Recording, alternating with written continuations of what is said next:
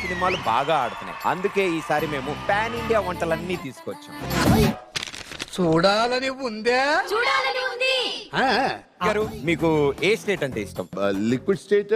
Liquid state sir. Basic sense ఉండదు మనుషుల దగ్గర. ఓకే 10 మందితో రా, 10 పెంచుకుంటురా, అందరికి వెజ్ వండుతా.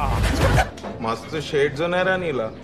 అబ్బో కమలాసన్ గారు ఎందుకు జజమ్ వచ్చారు మీకు జజమా వచ్చారు? అవును, ఇది నా చిన్నయ్య పెద్ద రియల్ ఎస్టేట్ టైకూన్.